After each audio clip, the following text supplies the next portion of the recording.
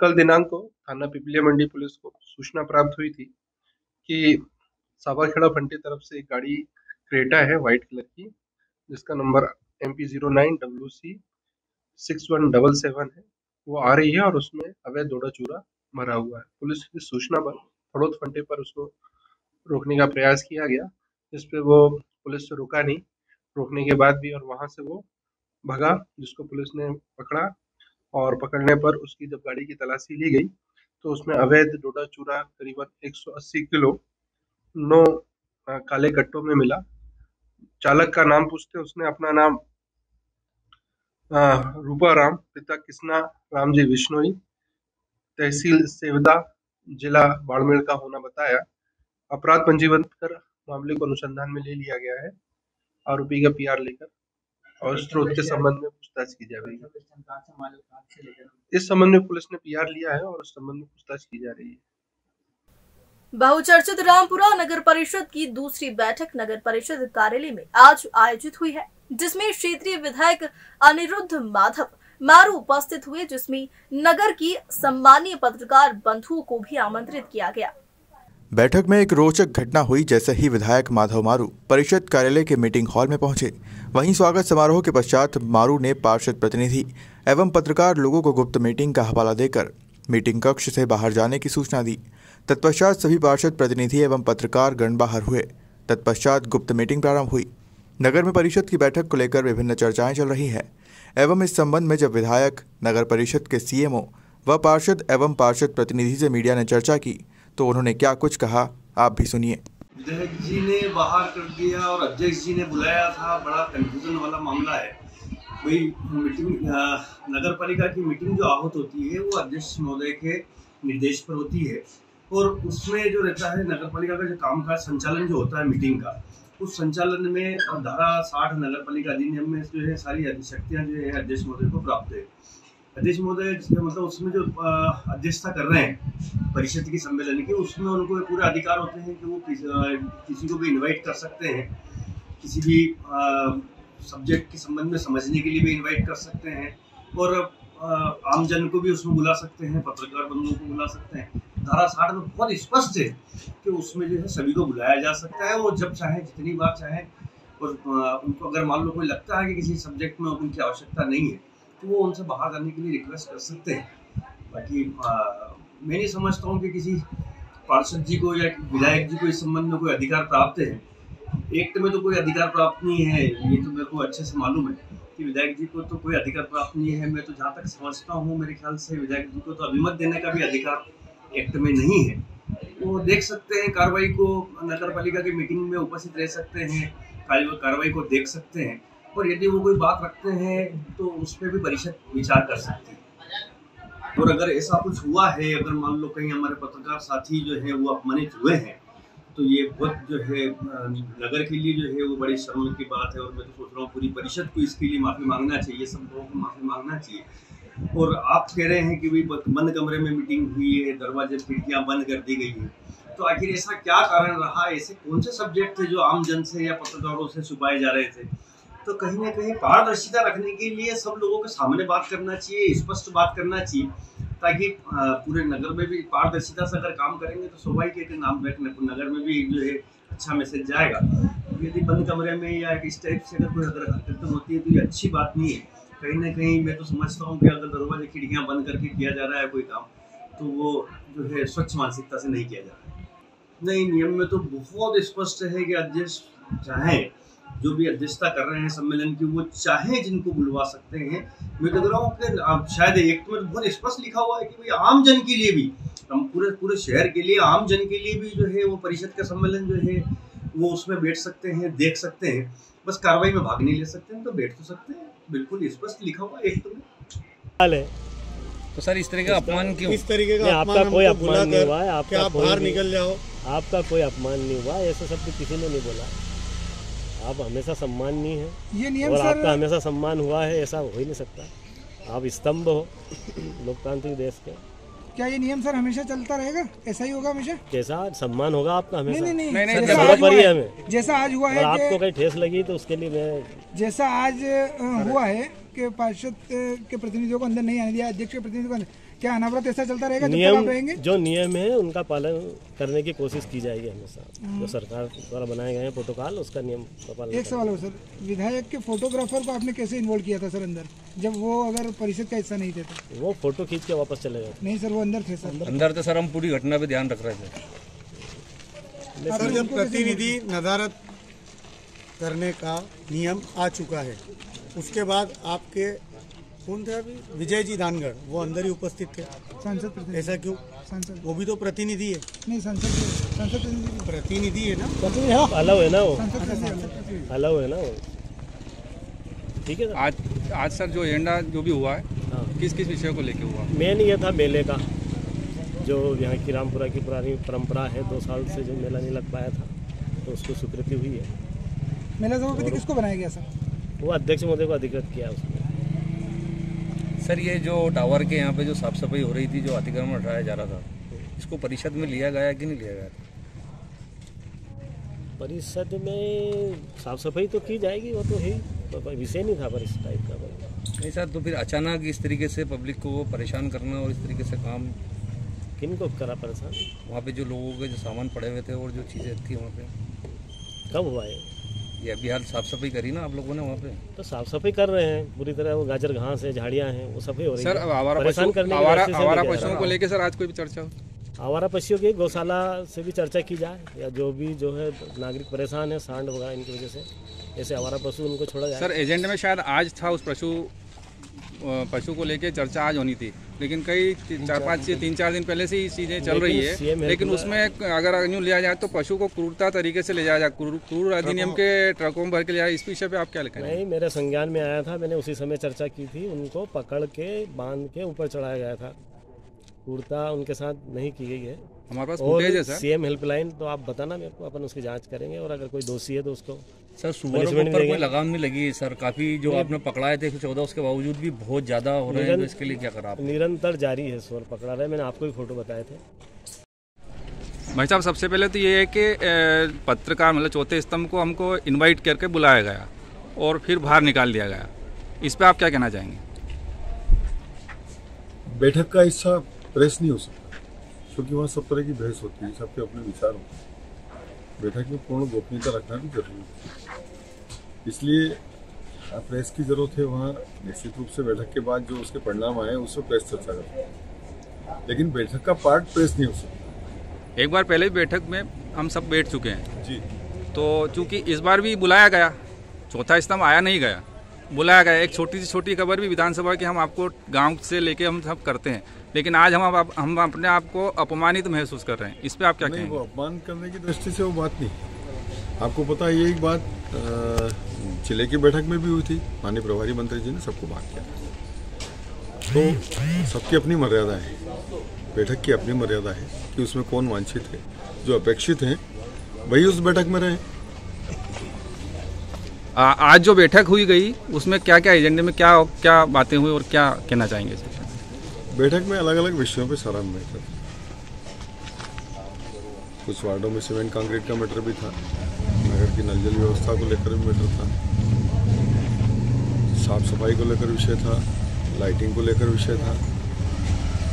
अलग अलग मुद्दों पर जो नगर की समस्याएं होती हैं उन सब मुद्दों को लेकर सभी विषयों पर चर्चा हुई। विशेष तौर के ऊपर सर कौन कौन से मुद्दों के ऊपर विचार हुआ? विशेष रूप से नगर की सुविधा के लिए, जैसे लाइट के लिए कोई गाड़ी खरीदनी है, साफ सफाई अभियान के लिए गाड़ियां खरीदनी है, ट्रैक्टर खरीदने हैं, मूल विषय तो यही थे। सर सुनने में आया है कि पहले भी अभी हाल जो सांड भर के लेके गए थे ट्रक के अंदर, उसमें से कुछ सांड मौके पे पहुंचे और कुछ नहीं पहुंचे। उनको क्रूरता पर भर के ले गया, ट्रकों में ठूस उनके हाथ पैर बांध के उनको ले जाया गया। अब कुछ मौके पे पहुंचे और कुछ नहीं पहुंचे, ये सब सुनी सुनाई बात। जितने यहाँ से भरे होंगे उतने ही उतरे होंगे। ऐसा तो है नहीं कि रास्ते में वो कहीं बाहर निकल गए या उनको कहीं फेंक दिया होगा उनने। तो जहाँ ये सब सुनी सुनाई बातें हैं, कपोल कल्पित बातों पे चर्चा का कोई विषय नहीं है कि इतने सांड यहाँ से गए थे। अगर अपन ने किसी ने अगर देखा हो या किसी ने काउंटिंग करी होगी भैया यहाँ 10 भरे थे और वहाँ 8 उतरे, तो उस पर चर्चा कर सकते हैं। विगत 3 साल से जो गंगा माता शंखद्वार का मेला जो बंद है, उसको लेकर क्या निर्णय हुआ? मेले का भव्य आयोजन किया जाएगा और क्योंकि 2 साल से नहीं हुआ है, नगर का एक बड़ा उत्सव है वो, तो इस बार अच्छे स्तर। आज की जो बैठक रखी गई थी नगर परिषद में, उसमें कई प्रतिनिधियों को, जो पार्षद प्रतिनिधि थे उनको, और जहाँ तक हो सके चौथे स्तंभ को भी बाहर कर दिया गया। क्या कहना चाहेंगे आप? सर्वप्रथम तो पार्षद प्रतिनिधि और ये तो कुछ होता ही नहीं है। पार्षद होते हैं, पार्षद चुने गए तो वो लोग मीटिंग में आते हैं, इसमें तो कोई गलत बात नहीं। मीटिंग में पार्षद आएंगे और मीटिंग पार्षद लेंगे। सर अधिवृह के अंदर चले गए वो आधी मीटिंग छोड़ के। और रही बात जो चतुर्स्तंभ की आप बात करें पत्रकारों की, तो मेरे को लगता है जहाँ तक कि भाई विधानसभा में भी पत्रकार रहते हैं, लोकसभा में पत्रकार रहते हैं, तो मेरे हिसाब से बैठ सकते हैं। बाकी कानून क्या है, रूल क्या है, मेरे को भी ज़्यादा जानकारी नहीं। आप इसमें सीएमओ साहब से चर्चा कीजिएगा। वैसे मेरे को लगता है पत्रकारों को तो बैठ सकते हैं, क्योंकि ये तो एजेंडा आता ही है। इसमें कोई गोपनीय मीटिंग होती है, किसी पार्टी की तो मीटिंग है नहीं है, ये नगर के हित के लिए एक परिषद की मीटिंग है। पत्रकार साथियों को आमंत्रण करके बाहर निकालना अशोभनीय घटना है।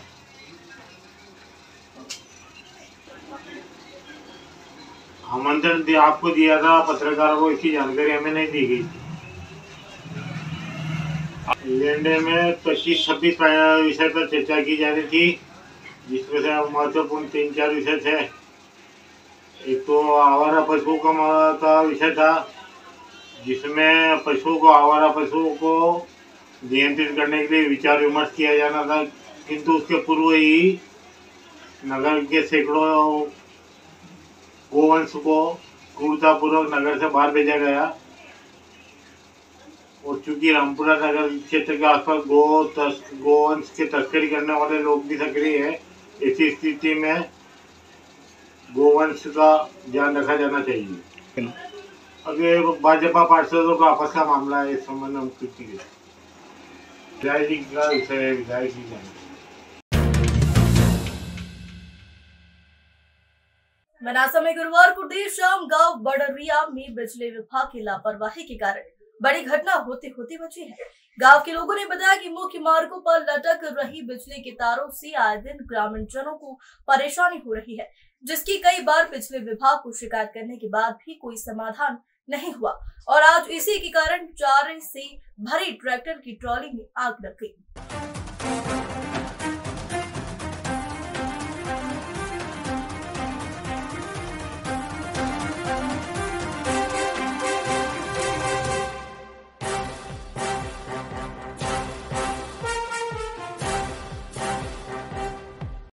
ड्राइवर की सूझबूझ और होशियारी से आग लगे ट्रैक्टर को गांव से बाहर निकाला और तालाब के पास खाली कर अपनी और साथ वालों की जान बचाई व बड़ा हादसा होने से बचा लिया।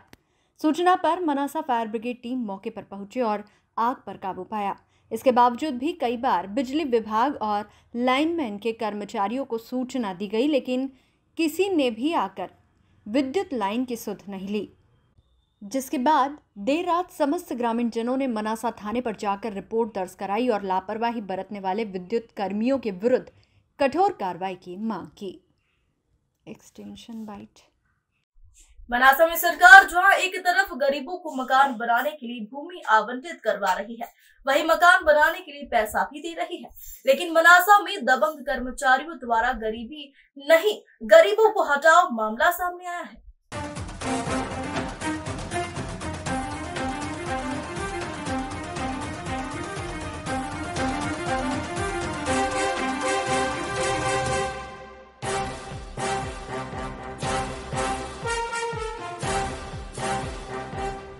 दरअसल मनासा की झुग्गी झोपड़ी में रहने वाली एक बुजुर्ग विधवा महिला सजनीबाई पति बाबू बंजारा को मनासा नगर परिषद कर्मचारियों ने दीपावली का बड़ा तोहफा दिया है।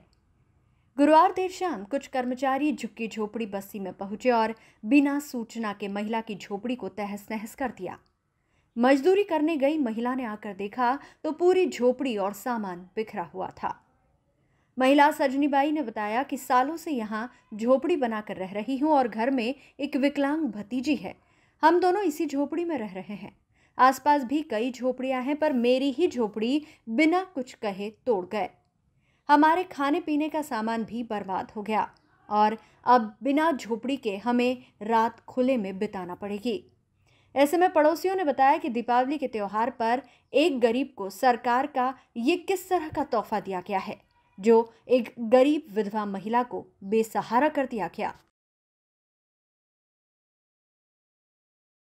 मेरा नाम सजनीबाई। कितने सालों से आप यहाँ रह रहे? मेरे साल हो गया, इसको कितना साल हो गया? 10 साल। 10 सालों से आप यहाँ रह रहे? हाँ। क्यों झुग्गी क्यों तोड़ी आपकी? अरे साहब, मैं तो घर पर नहीं था, और वो लोग केस आया कि मैं कि भाई मेरी झोपड़ी मत तोड़, उसने तोड़ दी। सूचना दी थी पहले कि कुछ नहीं दी थी साहब, कुछ ने नहीं दी थी। और कौन है घर पे आप? और घर पर कोई नहीं था, ये छोरा था, ये लड़का मेरा। हाँ। कहाँ रहोगे आप?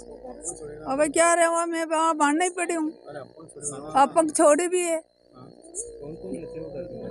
मेरी या छोरी रोडी भाई मैं 2 माँ बेटी रहता हूँ क्या न, मेरा डोकरा शांत कोराना।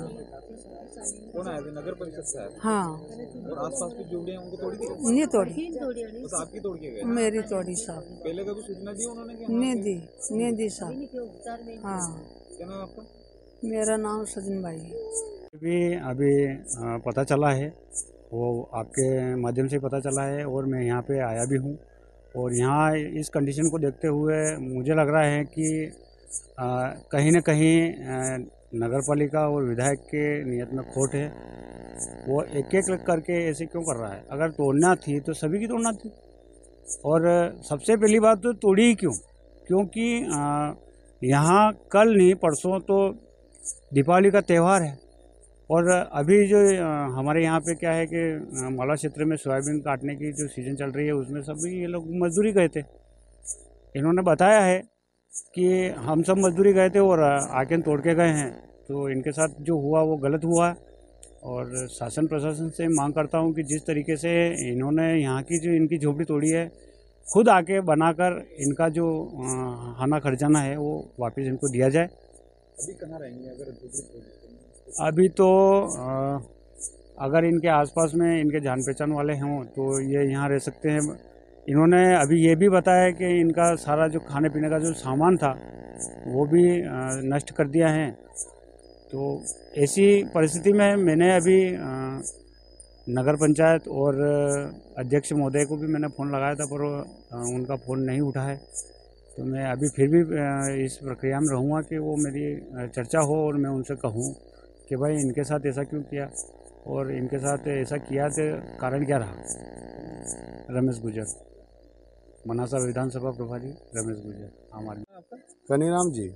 कितने सालों से आप यहाँ रह रहे हैं? 10 साल से रह रहे जी। आप 10 साल से यहाँ रह रहे हैं? जी। आज झोपड़ी तोड़ के गए, कौन तोड़ के गए? ये लोकेश भैया आया था और साथ में कर्मचारी आए थे 8-10। कहाँ के? यहाँ के मनासा के नगर पालिका। क्या क्या नुकसान हुआ? ये नुकसान तोड़ फोड़ गया, पूरी झोपड़ी को तोड़ दी, बाकी सामान वामान भी सब बिखेर दिया ना, सब ऐसा काम करके कमाड़ा मार तोड़ गए। कुछ पैसे वगैरह डिमांड करी थी कि पैसे तो नहीं मांगा सर, तो फिर हम बोलना चाहिए ना, पैसे मांगे तो पैसे मांगे तो पैसे दे देते हम। झोपड़ी तोड़ के गए तो बिना सोचना, उनको तोड़ी नहीं, आपकी तोड़ी खाली अकेली झोपड़ी तोड़ गए, बाकी इतनी झोपड़ी गैर खिलाफ उनकी नहीं तोड़ी, खाली हमारी एक तोड़ी है, हमारी माँ की। उसमें अपंग बच्ची रहती हैं, दोनों माँ बेटी रहती है। क्या नाम है? कनीराम जी। आपका नाम? कनीराम। लाइट कम पड़ी, लाइट रखो। अरे मुझे सुबह में देख लेना, सुबह में देख ले, सुबह में कुछ नहीं, अभी थोड़ी शाम की आके थोड़ी।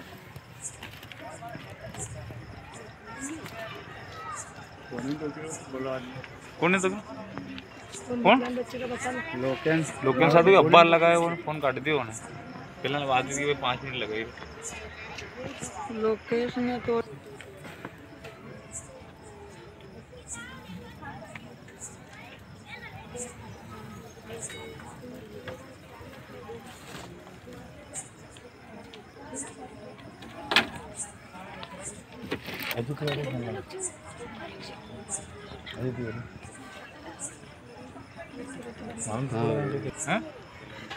मालूम तो पड़े यार, बिना सोचने चलो ठीक है 2 दिन बाद पौली बात अचानक तो एक बात मत सुनो। क्या हुआ काकी? एक झोपड़ी का तोड़ गया, बताओ किसने तोड़ी? अरे रो मत, पहले बताओ किसने तोड़ी? हाँ बताएं। लोकेश तोड़ी भाई। क्यों लोकेश ने? तो मेरे झोपड़ी में तो तोड़ेंगे। क्यों? तो मैं नहीं रहने जाऊँ। तो यहाँ ये पड़ोसी तो रह रहे, इसको तो तोड़ी? पड़ोसी इसका नहीं तोड़ा, मेरा तोड़ा भाई। क्यों तोड़ा? आप कहाँ गए थे? मैं दान की करने को गया था। दान की करने गए थे? और कौन कौन है आपके घर में? वो मेरी विक्रांत छोरी थी। विकलांग छोरी? हाँ। तो वही यहाँ सो रही थी? नहीं सो रही थी यार। तो उसको वो मर जाती तो फिर? मर जाती तो मर जाती, इसे क्या कर। विकलांग के ऊपर ही तोड़ के चले गए? और कितने आदमी थे? नहीं था भाई, मैं तो 5-7 आदमी। 5-7 आदमी था। और आपको पहले नहीं बताया कि आपकी झोपड़ी तोड़ी? मेरे को नहीं बताया। नगर पालिका वाला किसी ने नहीं बताया? किसी ने नहीं बताया। और अचानक आके तोड़ दी? अचानक के तोड़ दी। तो अब खाना कहाँ पे बना के खाओगे? ये चूल्हा तो है। चूल्हा तोड़ दिया। चूल्हा ही तोड़ दिया ना? वो विकलांग बच्ची के ऊपर लकड़ी गिरा दी? क्यों? बच्ची को बताओ कहाँ है आपकी विकलांग? आज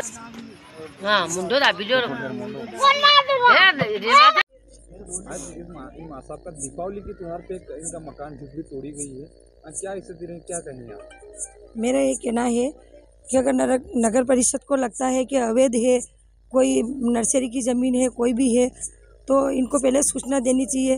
गरीब है और दूसरी इनकी एक विकलांग बच्ची भी है, अगर ये दूसरी विधवा महिला भी है, आज अंधेरी रात है, जीव जंतु है, तो ये महिला अकेली कहाँ जाएगा और दूसरा विधवा को कहाँ, बच्चे को कहाँ ले जाएगा, विकलांग को।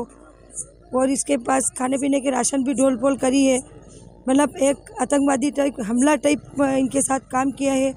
तो शिवराज जी तो हमेशा कहते हैं कि मैं गरीबों का सहारा हूँ और इनके मामा हूँ, तो फिर मामा एक विकलांग को पेंशन देने के बजाय, इनको कुछ देने के बजाय फिर इनके साथ ऐसे अत्याचार क्यों कर रहे हैं? जब इन्होंने बोला था कि हर गरीब के सिर पे छत होगा, तो छत एक त्योहार पे उपहार देने के बजाय इनका मकान तोड़ दिया। आज ये महिला बेरोजगार हो गई। मैं कलर कर रही थी, ऐसी कंडीशन में भागती हुई मेरे पास आई, मुझे सूचना लगी, मैंने आके नहीं इसको आश्वासन दिया है, फिर पत्रकार को सूचना दी है, किसी इधर उधर फ़ोन लगाए, तो ये महिला कहाँ जाएगा? अब 3 दिन बाद धनतेरस है, त्यौहार है, कहाँ मनाएगा? इसका विधायक जी को भी ज्ञात नहीं है, नगर परिषद को ज्ञात नहीं है, किसने करी इसके साथ हरकत? इसको जल्दी से जल्दी मकान वापस बना के दिया जाए और दोनों माँ बेटी का राशन का खर्चा दिया जाए। जितनी भी तोड़ फोड़ हुई इसका हर्जाना इसको मिला जाए। मेरा नाम मुन्नी रावत। मंदसौर में सब्सिडी घोटाले में 15 लोगों पर धोखाधड़ी करने के मामले में लोकायुक्त ने एफआईआर दर्ज की है। इनमें 10 उद्यानिकी विभाग के कर्मचारी हैं, जबकि 5 फर्म के प्रोपराइटर हैं। विभाग ने फर्मों से साठ काट कर किसानों को उद्यानिकी विभाग से मिलने वाली सब्सिडी में घोटाला किया था। इसकी शिकायत दलोदा निवासी किसान मुकेश पाटीदार ने की थी। जांच के दौरान पाया गया कि विभाग में संचालित योजनाएं एकीकृत बागवानी मिशन योजना, यंत्रीकरण, प्रधानमंत्री किसान योजना, राष्ट्रीय कृषि विकास योजना, राष्ट्रीय औषधि मिशन का किरदार किया जाना था, जिनमें कई अनियमितताएं पाई गई। जांच में वर्ष 2017-18 एवं 18-19 में मंदसौर जिले में कुल 309.4 लाख रुपए स्वीकृत किए गए थे।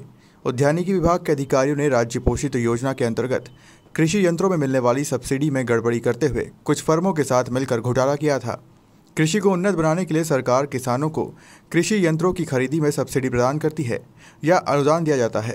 सरकार किसानों को 1,50,000 का पावर टिलर खरीदने के लिए सब्सिडी के तौर पर 75,000 की सब्सिडी देती है, जो कि डीबीटी के तहत सीधे किसानों के खाते में जमा करनी होती है। लेकिन विभाग के अधिकारियों के साथ मिलकर अंजाम दिया। इतना ही नहीं, फिर भी मनमानी करते हुए 1.5 लाख के पावर टिलर की जगह 30,000 का रोटावेटर सप्लाई किया। अधिकारियों ने एक ही परिवार के 3 सदस्यों को भी योजना का लाभ पहुँचा दिया, जिन्होंने कृषि यंत्र खरीदा ही नहीं। 1.5 लाख के पावर टिलर पर सरकार द्वारा 75,000 का अनुदान दिया जाता है। मंदसौर में सबसे ज़्यादा कृषि यंत्रों की सप्लाई मल्हारगढ़ विधानसभा में हुई है, जो कि प्रदेश के वित्त मंत्री जगदीश देवड़ा का विधानसभा क्षेत्र है। मामले की शिकायत के बाद लोकायुक्त उज्जैन की टीम ने परत दर परत जांच की और आखिरकार लोकायुक्त ने जांच उपरांत मामले में त्रुटि पाए जाने पर उद्यानिकी विभाग के कई अधिकारियों सहित फर्म के प्रोपराइटरों पर विभिन्न धाराओं में प्रकरण दर्ज किया है।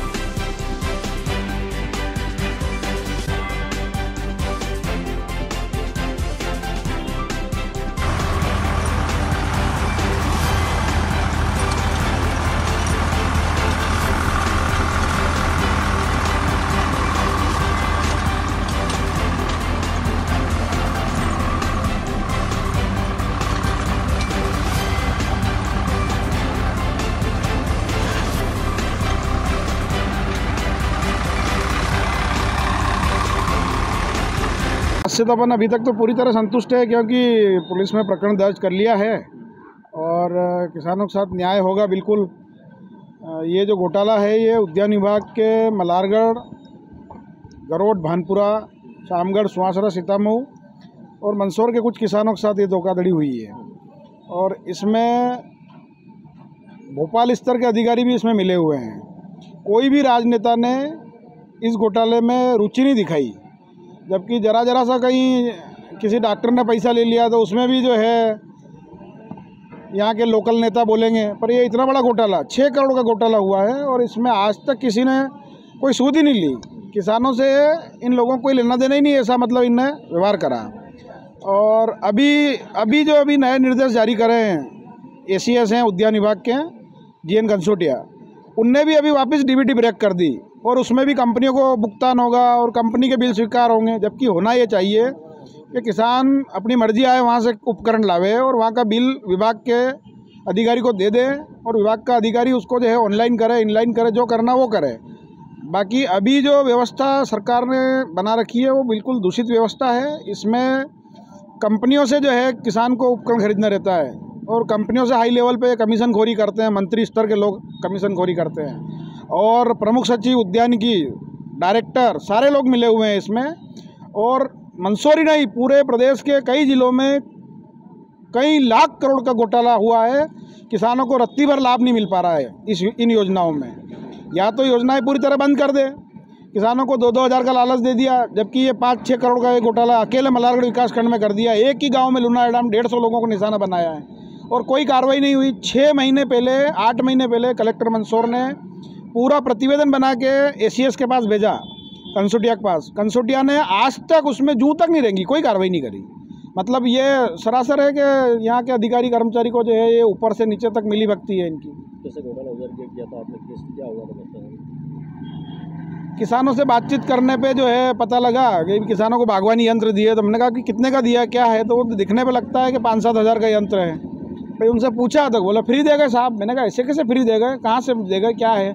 फिर पूरा योजना का पता करा, पता लगा MIDH योजना में जो है 1.5 लाख का यंत्र है, 75,000 सब्सिडी है, 75,000 किसान को देना है। फिर देना है तो कैसे देना है, भाई किसान को अपने खाते से कंपनी के खाते में देना है, जबकि ऐसा भी नियम नहीं है। ये भी अपने स्तर से इन्हें नियम बना दिया इनने। और तो और सारी योजनाएं ऑनलाइन का हवाला देते हैं और ये ऑफलाइन पेमेंट कर दिया इनने। और 2017-18 में जो किसान ने आवेदन करे थे उनके कार्रवाई की हो, कितने लोगों की इसमें कितने लोग शामिल थे? मंदसौर जिले के उद्यानिकी विभाग के द्वारा जो हितग्राही किसानों को कृषि यंत्र, अनार के पौधे और पॉली हाउसेस की सप्लाई की गई थी, उसके संबंध में अनियमितता की शिकायत 2020 में लोकायुक्त संगठन में की गई थी। इस शिकायत जांच, प्राथमिक जांच के उपरांत ये पाया गया कि विभाग के अधिकारियों के द्वारा जो कृषि यंत्र, अनार के पौधे और पॉलीनेट सप्लाई करने वाली कंपनियों के साथ मिल करके और मापदंड के विपरीत घटिया कृषि यंत्र, कम कीमत के कृषि यंत्र और शासन के नियमों के अनुसार अनुदान के संबंध में जो कार्रवाई की जानी थी, कृषकों का जो अनुदान लिया जाना था, उसमें गंभीर अनियमितताएं की गई थी। इस जांच के उपरांत एक अपराध दर्ज किया गया है जिसमें 15 आरोपी हैं। इन आरोपियों में उद्यानिकी विभाग के अधिकारी, कर्मचारी एवं संबंधित कंपनियों, फर्मों के संचालक या प्रोप्राइटर आरोपी बनाए गए हैं। शासन को कितनी आर्थिक क्षति हुई है विभिन्न योजनाओं में अनियमितता के कारण, ये विवेचना में और स्थिति स्पष्ट की जाएगी। दीपावली पर्व के चलते मंदसौर शहर की बाजार में रौनक दिखने लगी है। जहां शहर की बाजारों में विभिन्न प्रकार की सामग्रियां दुकानों पर सजी है, तो वहीं कॉलेज ग्राउंड मैदान में फटाका मार्केट भी तैयार हो गया है। दीपावली पर्व के चलते मंदसौर शहर की बाजार में रौनक दिखने लगी है। जहां शहर की बाजारों में विभिन्न प्रकार की सामग्रियां दुकानों पर सजी है, तो वहीं कॉलेज ग्राउंड मैदान में फटाका मार्केट भी तैयार हो गया। करीब 200 व्यापारियों ने अलग अलग पटाखा दुकान लगाई है। फटाका मार्केट में शासन के निर्देशानुसार सभी प्रकार की सुरक्षा व्यापारियों द्वारा दुकानों के बाहर की गई है। वहीं लोग अब पटाखों की खरीदारी करने भी पहुंचना शुरू हो चुके हैं। पटाखा दुकानों पर कई प्रकार के पटाखे इस बार बिकने के लिए पहुंचे हैं। वहीं बच्चों के मनोरंजन हेतु भी विभिन्न प्रकार के पटाखे दुकानों पर सज कर तैयार हैं।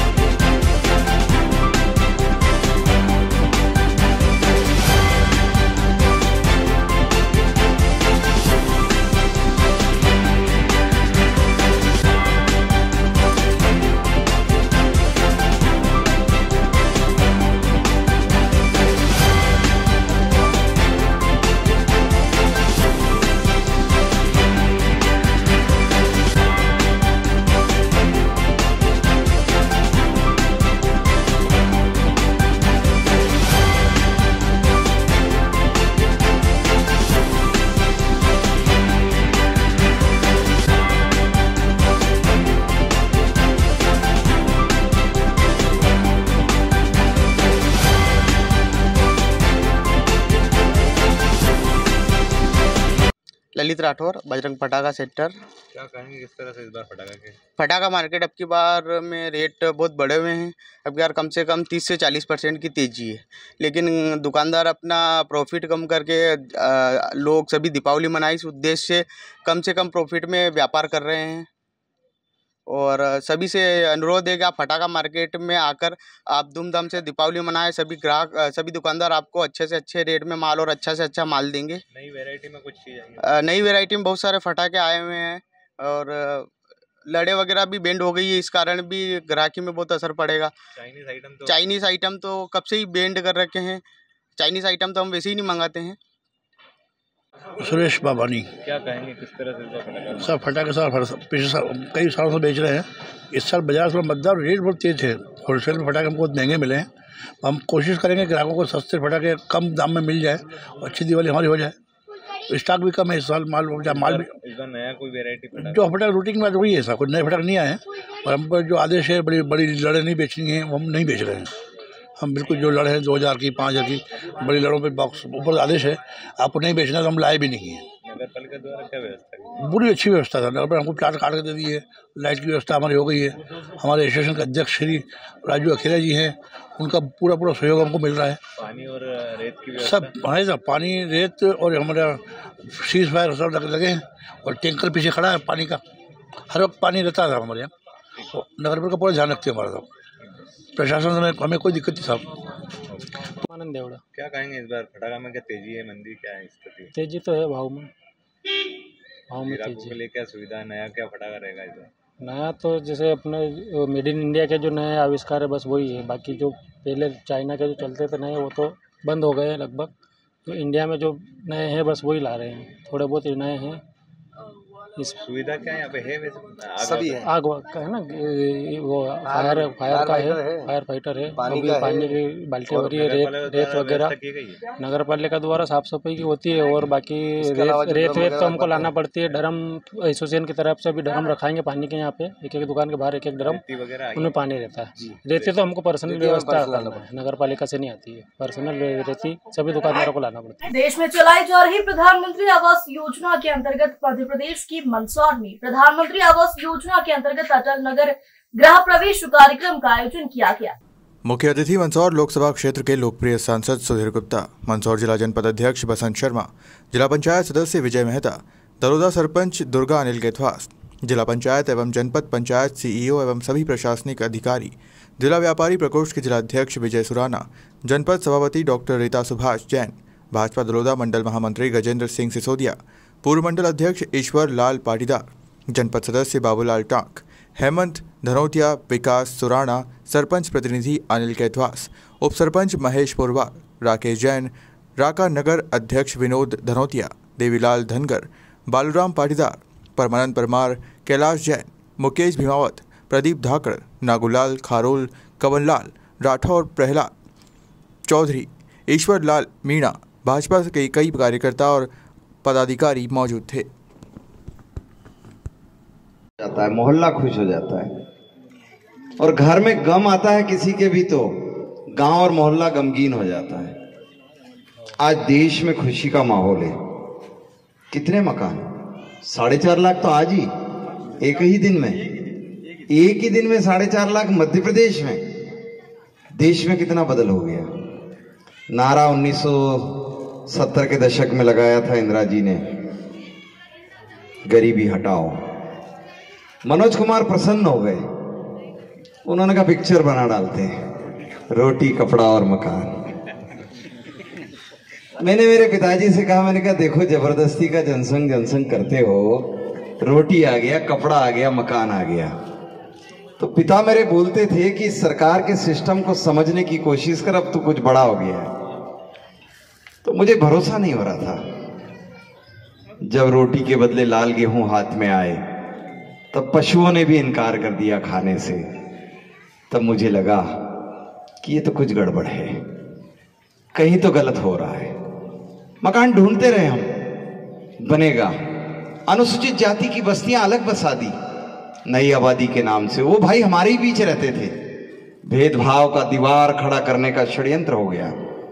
आज जहां प्लाट है वहीं मकान है। कोई अलग से बस्ती नहीं, यही देश, यही समाज और यही जीवन, ये बना के बता दिया। जब मैं कल देख रहा था, एक बहन ने मोदी जी के लिए बढ़िया सा, क्या बोलते हैं उसको, नहीं इतना लंबा पहनते ना, स्वास्तिक वाला कोट नहीं, जैकेट नहीं, वो पूरा नीचे तक का, हाँ नहीं शेरवानी नहीं बोलते उसका, अच्छा सा नाम है ना, अचकन। तो बहन ने बनाया, मोदी जी को भेंट किया, तब मोदी जी ने कहा देखो बहन, जब ठंड का मौसम होगा और मैं कभी इस इलाके में आऊंगा तो दी हुई चीज इस देश में अब रिजेक्ट नहीं होती है, वो सर माथे चढ़ाई जाती है। मोदी जी ने जब वो पहन कर गए अचकन को और पीछे स्वस्तिक लगा था, तब दो चीजें ध्यान में आई, भारत की बनी हुई चीज और गरीब से गरीब भारतीय को गले लगाने वाला मेरे देश का प्रधान है। हाँ, पूरे मंदसौर जिले में 6000 से अधिक ऐसे हितग्राहियों को गृह प्रवेश का ये शुभ अवसर प्राप्त हुआ है। मन में बड़ी प्रसन्नता है। दलोदा में हमने शंकर भाई को, जो आदिवासी समाज से हैं, उनको गृह प्रवेश कराने की रस्म अदायगी की।